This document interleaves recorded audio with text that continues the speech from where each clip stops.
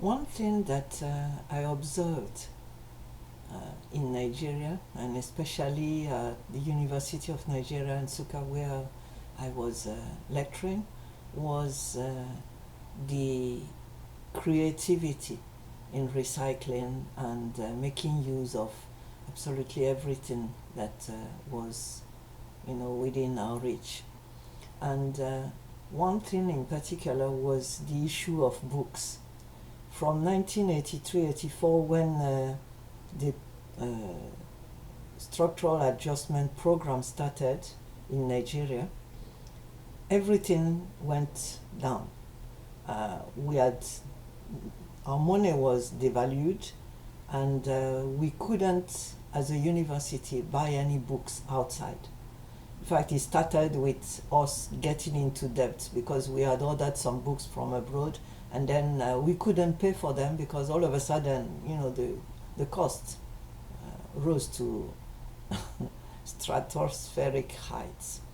And so we were left without books. At the same time, with the engineering faculty without machines, chemistry without any chemistry material, it was a calamity.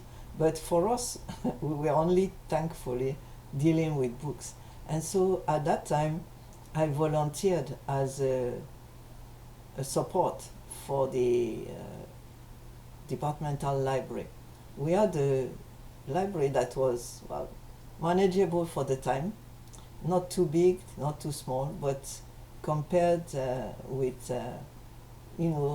within the context of the situation. Remember that in the 70s, we were just coming out of the war, and the libraries had been completely destroyed, turned into shit, and burnt, and so we were starting from zero virtually. But we had some books, and so what started happening was that, to palliate the fact that we couldn't buy books, what I did was to request all the graduates to give us the books they didn't plan to use anymore. So those books that were their own their own property. So we received quite a number of books free of charge. And what I did was to put these books in the departmental library. So it boasted some number of books. Then there were books that were so used by students within the library that they needed some repairs. So what I did was to visit the central library of the university and make friends with the librarian. And we arranged that they would repair those books for us. Make a new cover, hardcover, and things like that. So we started using the money from the fines to pay for the repairs within the central library because they couldn't do it free. And so like that, we continued having new books, of course second hand, but that was okay, and they were getting repaired gradually, and everybody was happy. And it continued until one of my colleagues that was a bit shocked by the fact that a whole professor like me was, serving as a volunteer in the library, had created a new system to tag the books so that we could call them something. And then I was also advising students on what to read outside their program or close to their program. And I was doing a lot. So it meant a number of hours in the library, but I didn't mind. But he was shocked and he was embarrassed that the corporation was a bit downtrodden through me, So he persuaded me and said, please stop it. Give these to the postgraduate students. Unfortunately, as soon as I did that, lots of things went wrong.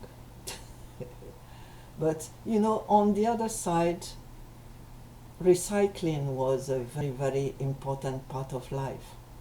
At home, we had uh, Madame Kom-Kom, as we called her, you know, a lady that was coming to collect recyclables.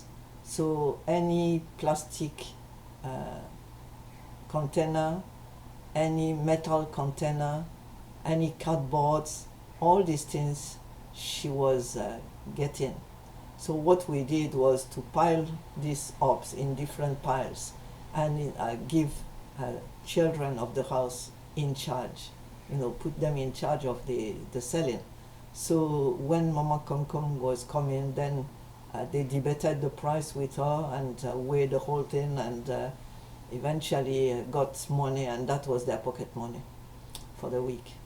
So recycling was very, very important, and in the university it was very important too. Unfortunately, recycling was also for the thieves. And you know, one time when I was head of department, I came in the morning and found out that all the louver windows of the department had been removed during the night. And the place was supposed to be watched over by the security guards from the university. And when I asked, they said they don't know. But I suspect that they knew something about it. And obviously, these louver windows would be recycled, unquote, in the market later. So recycling is important, and don't let the Westerners here tell you that they know it all, because the African continent is number one on the recycling market.